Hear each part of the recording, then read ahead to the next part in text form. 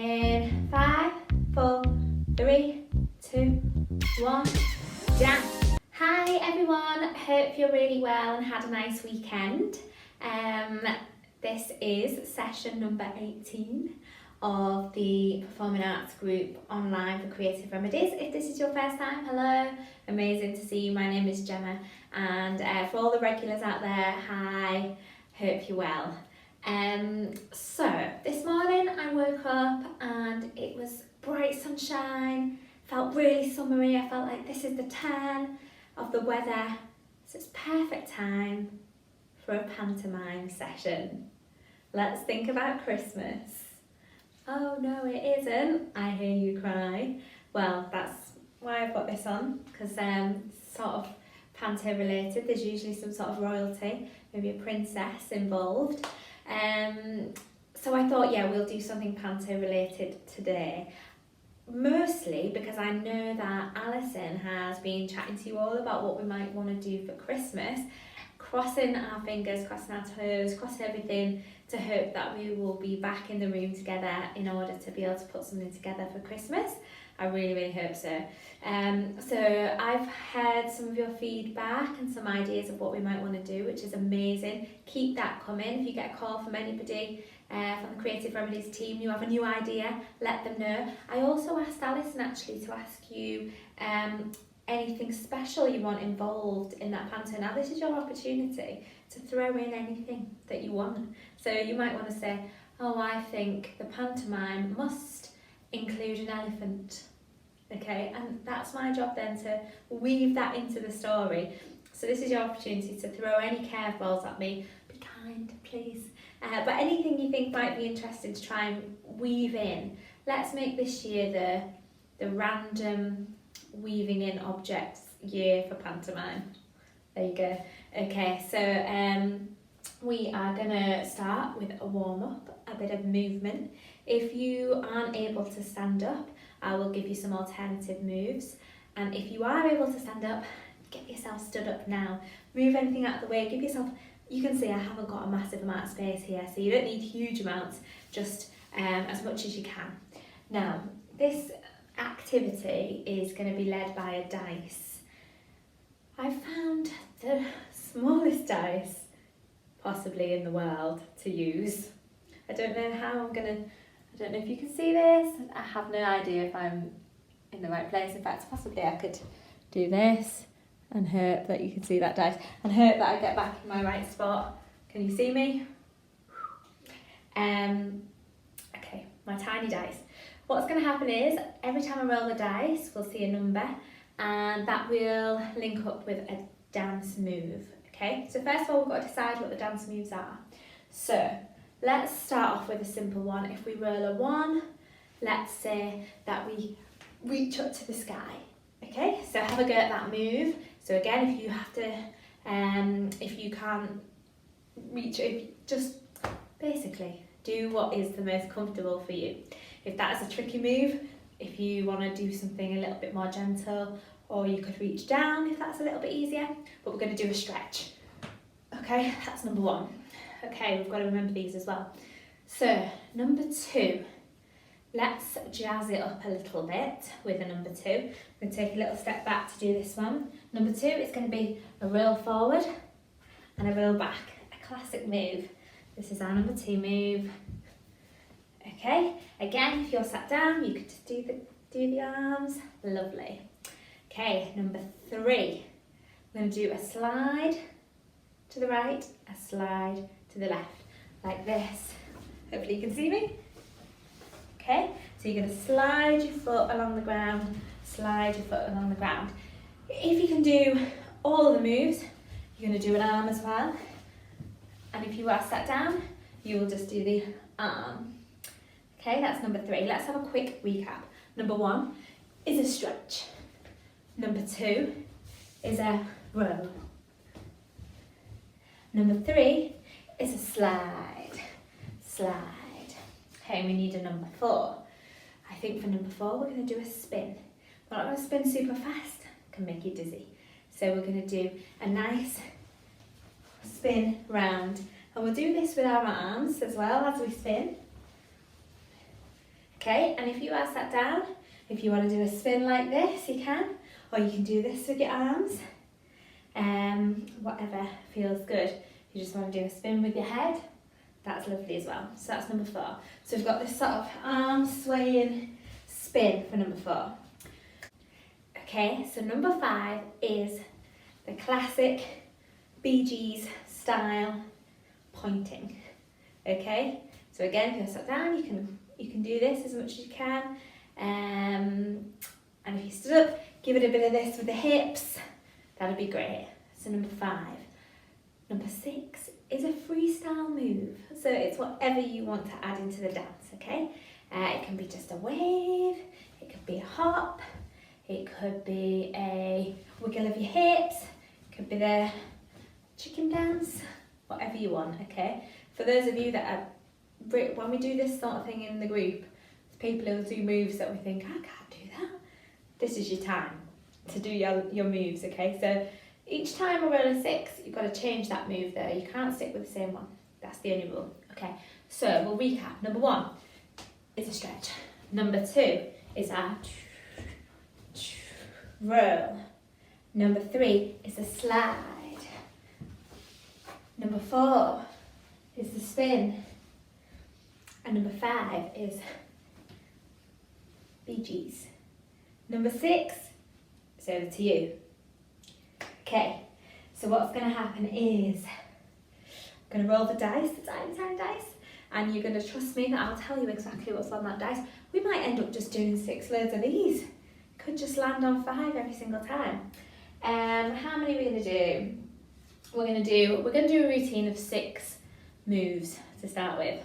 Okay, so wish us luck. Let's hope there's not too much repetition. The first number is a 6. So the dance begins with your own freestyle move. Do whatever you like now. Give you a couple of seconds to think about it. However you want to start this dance. I'm going to do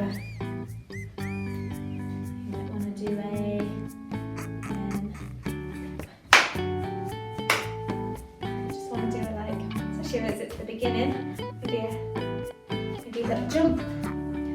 Whatever you want, okay? So I'll pick one of those moves and I'll do that when we repeat the dance. So you've got your own move, that's the first one. Okay.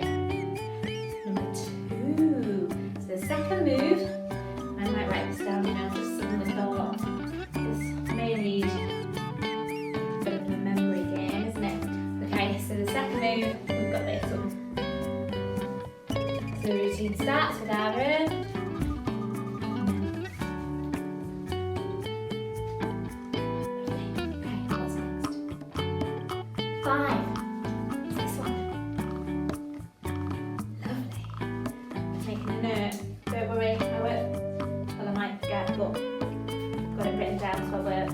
So we've got freestyle, the roll,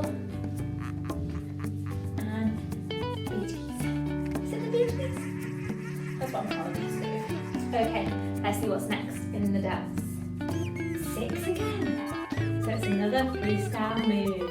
So you can do whatever you want. You can do or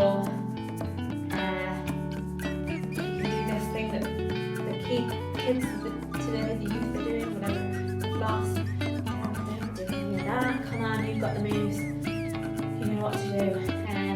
The hip, the twist, whatever you like. Your own freestyle move.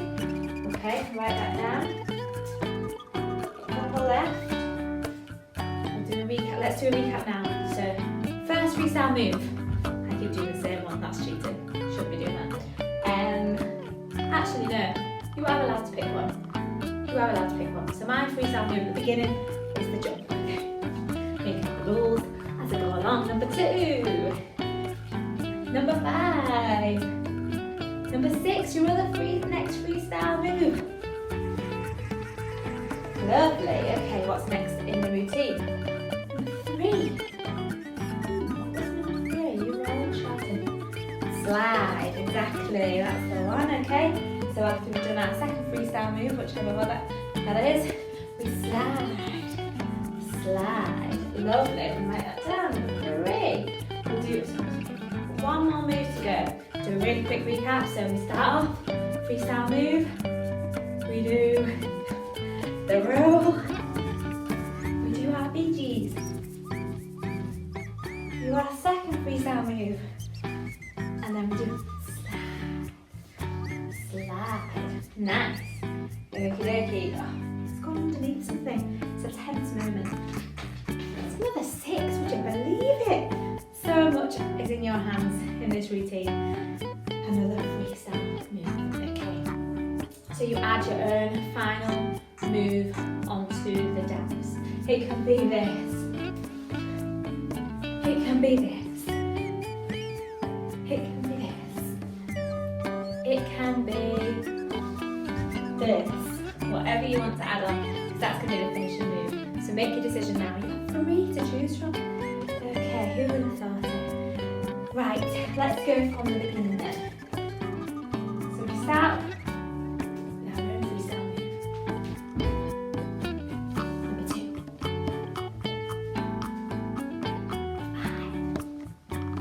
5. Next freestyle move coming up.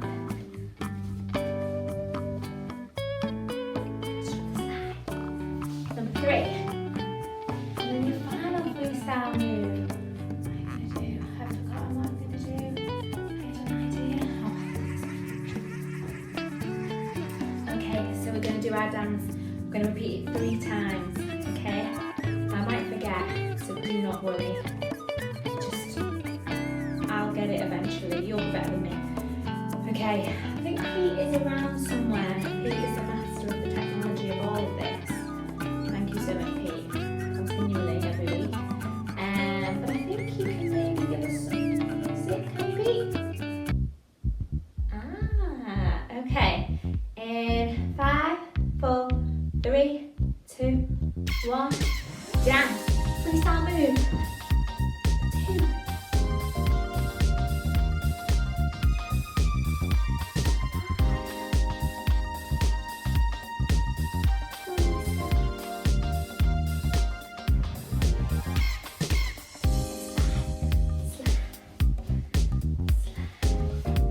Freestyle finale. And we go back to the beginning. Freestyle number 1.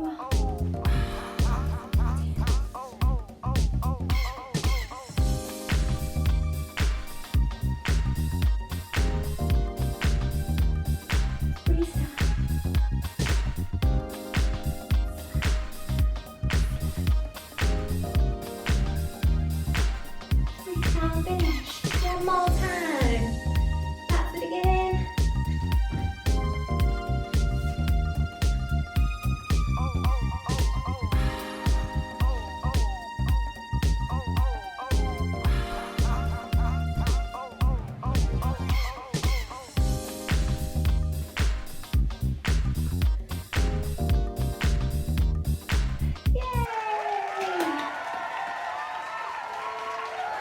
Fantastic work, everybody.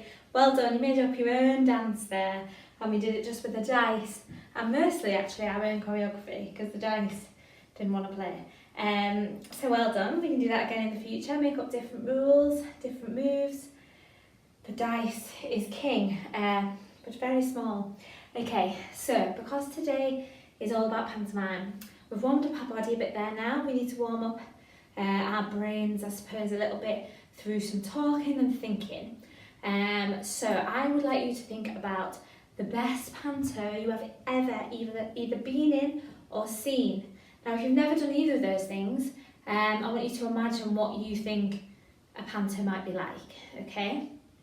And I would like you to talk for 1 minute continually. I'm going to time you about this best panto you've ever been in or seen or imagine. And tell us what makes it so brilliant, made it so stand out. So it might be one that you've been in with Creative Remedies. So it was so good that we combined music and singing and dance, characters, or it was so good because we set it in Warrington, it was really relevant, or it was so brilliant, I saw it on the stage and the set was amazing and there were special effects, or whatever made it the best panto you've ever seen or been in, okay? So it's just about refreshing your memory about what panto is, what makes it so special, what makes it so brilliant, and maybe why you love it, okay? So you've got a minute on the clock. You're going to just try and keep talking continually. We do this quite often, where you've just got to talk non-stop. It's quite tricky.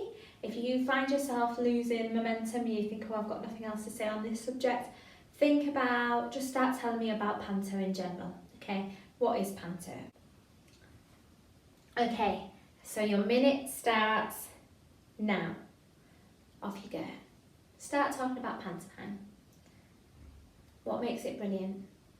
What do you love about it? And then which one is in particular? Perhaps it's the story you love of that particular pantomime.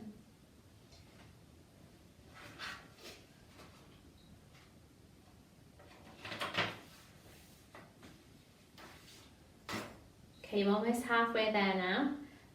Really think about what makes that pantomime so fantastic, or that version that you saw or you was in. Perhaps it was who you were playing. You loved getting your teeth into the bad part, or you loved being the hero of the piece. 15 seconds left.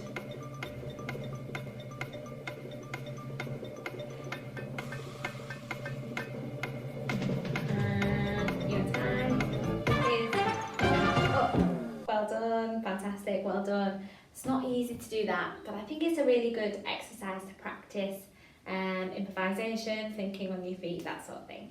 Fantastic, well done. Okay, so we're going to move on to pantomime characters now. I'm going to give us a character and I'll say 3, 2, 1, freeze, and you're going to hold a statue of that character. Think about the whole body, how they look, how their character is part of every single bit of your body, okay? Facial expression included. So let's start with an easy one. Let's start with one that has been mentioned for potentially this year, Peter Pan, okay? So you've got 3 seconds only to make your body, make everything look like you are Peter Pan, the boy who doesn't want to grow up, okay? So 3, 2, 1, freeze. Excellent. Now hold it there, and I'd like you to add a line for Peter. So he can say anything. He could say, I'm never going to grow up. Or he could say, I'm coming for you, Captain Hook. You can say anything, okay? So hold your statue, and the next 3, 2, 1, and then you say your line, okay? So 3, 2, 1, go.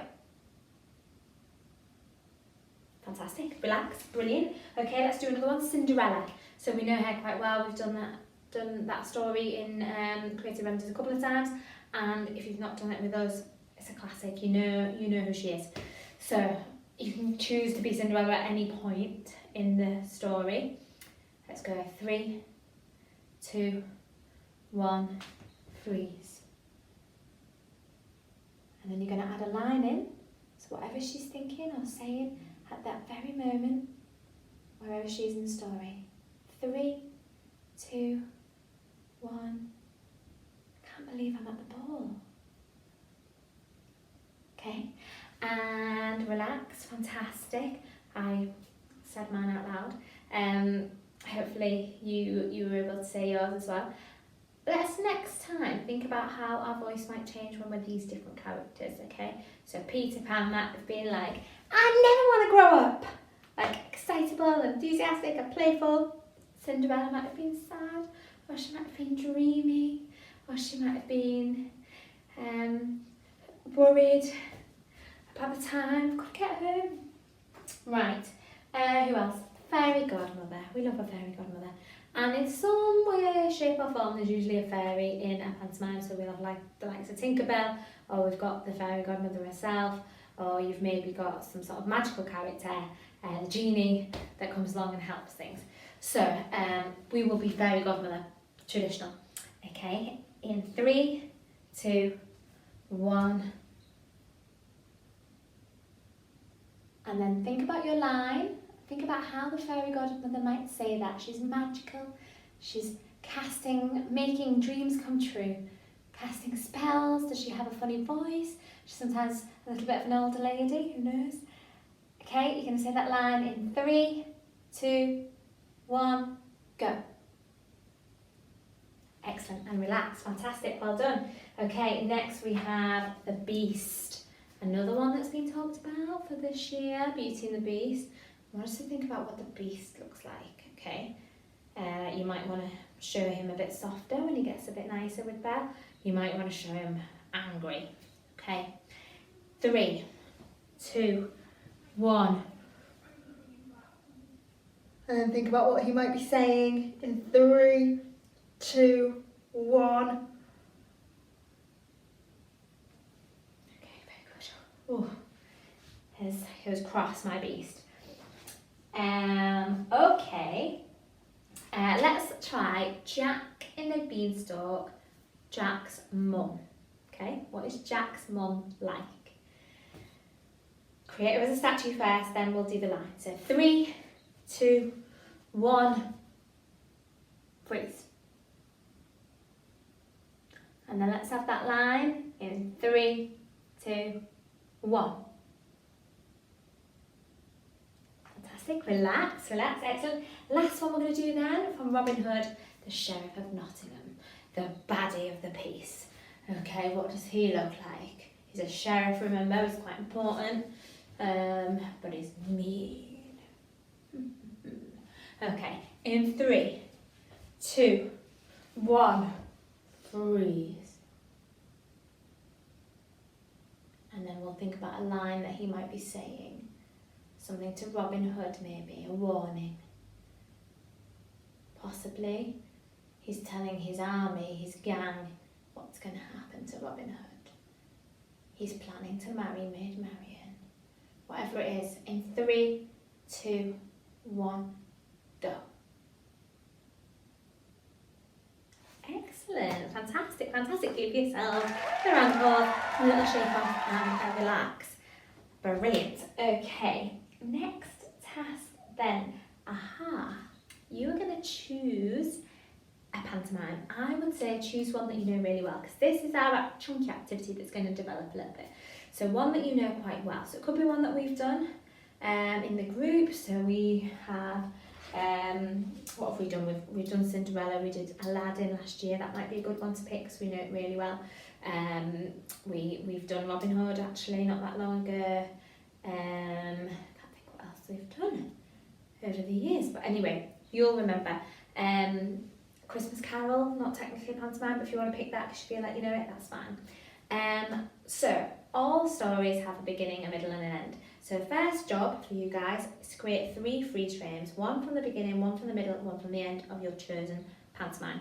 So for example, and a freeze frame, just like obviously we're just at the moment pretty much just doing it on our own. So freeze frame usually would maybe a few people, so we're just doing statues just on our own. So just show as much as you can as one person. So for example, I might choose Jack in the Beanstalk. So my beginning statue might be, and that is Jack selling his cow, getting his magic beans, and his face is excited as he thinks, it's going to be good. Okay, so that might be my number 1, the beginning of the story. The middle I've chosen is the beanstalk has grown.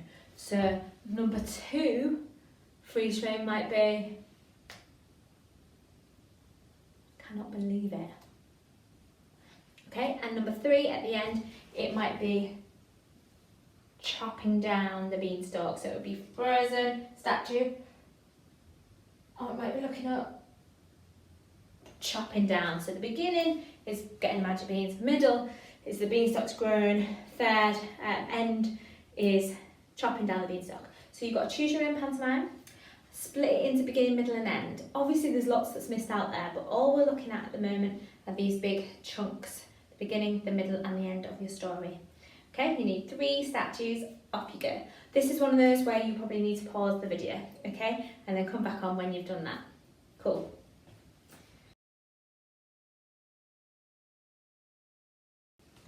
Excellent, okay, fantastic. So hopefully you've got 3 statues. Now we're going to fill in the gaps and make it 5 statues if you like. Or the ones in between, they don't have to be still if you don't want them to be. They could be a line, for example. So if we go back to my example of Jack and the Beanstalk, my first one was the cow and the beans. So that's statue number 1.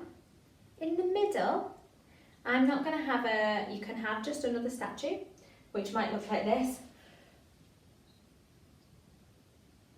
This is Mum throwing the beans out, but I'm going to make it into a line. So I'm going to go, get them beans out of my house. Okay. Oh, she's cross. Okay. Then I would go to number 2, which was my middle.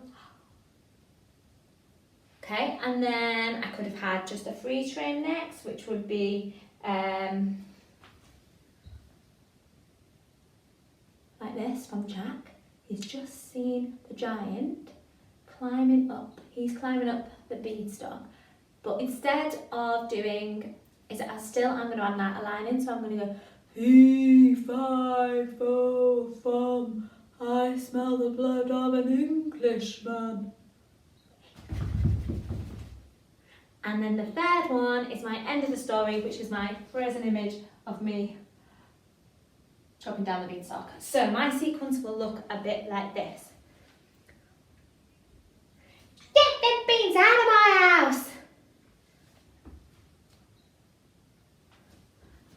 Fee, fi, fo, fum, I smell the blood of an Englishman. That's me.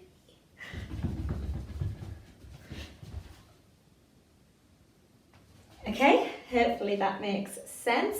So you've got your 3 statues from before. You're going to add something in between. 1A, if you like, 2A, 3. It can be a line, it can be a statue. Press pause on the video, have a go at that. Okay, the final step then to this activity is that you're going to fill in some more gaps. So in between there's more things that happen in the story.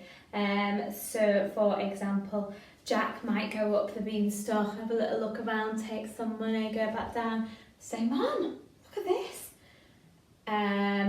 You might have a chase, he gets back, phew, what am I going to do? Wondering what to do. Filling in those gaps a little bit more. You might not need very much. I'm actually thinking about it for my story, I probably don't need a lot more.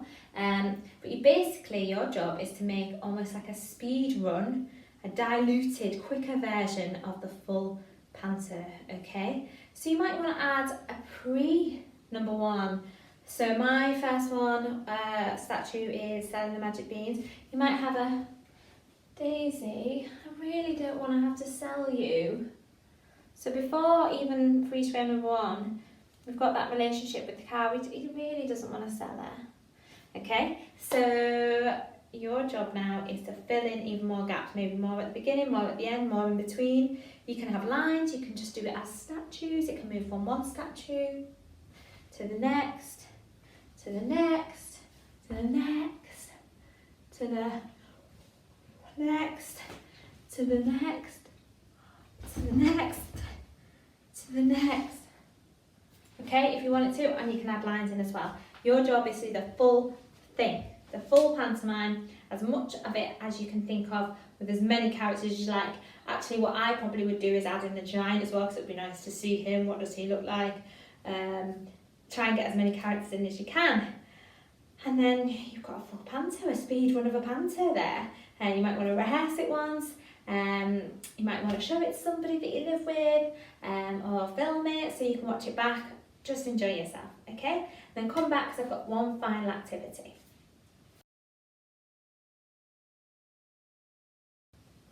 Excellent, well done, fantastic. You've done really well. We've packed a lot into today, so thank you for sticking with me and going through all the activities. Loving this today.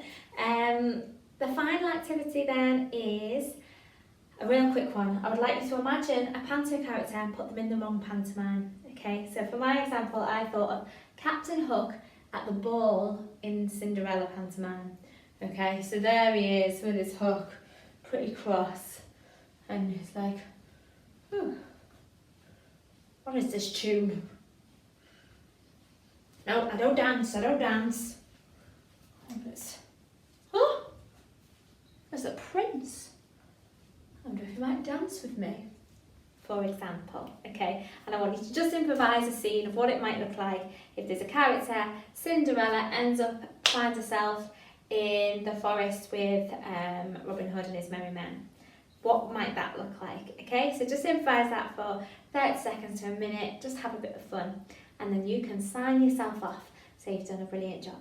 Have a great week, enjoy your last little improv, and as always, if you want to add some comments underneath, it'd be lovely to hear what panto you were choosing. If you get a call from anyone from Creative Remedies and you want to say, I did Beauty and the Beast and I actually discovered this about it and this about it, and I think we should definitely do this one, pass it all on, it all comes to me. I'd love to hear. And also, we were hoping to do a sharing event, and we're still hoping to do this, and Pete is going to speak to also the photography group and the music group, try and get some images, some of the photography work they've been doing, some of the music they've been doing, maybe some recordings, some videos, and he's going to put it all together. It's just a celebration of what we've been doing since March here online with you guys at home. So again, if you've got any material that you've written that you would be willing to share, we would be so grateful. I can read them out, I can record them, or if you want to do that yourself, that's amazing. So poetry, scripts, anything that we did last week, anything we've done at any week. We'd love to hear from you. You can email them to Pete. It's pregan@warrington.gov.uk. That's right, P Regan, so PREGAN @warrington.gov.uk. I'd love to hear from you. Thank you so much. See you next time.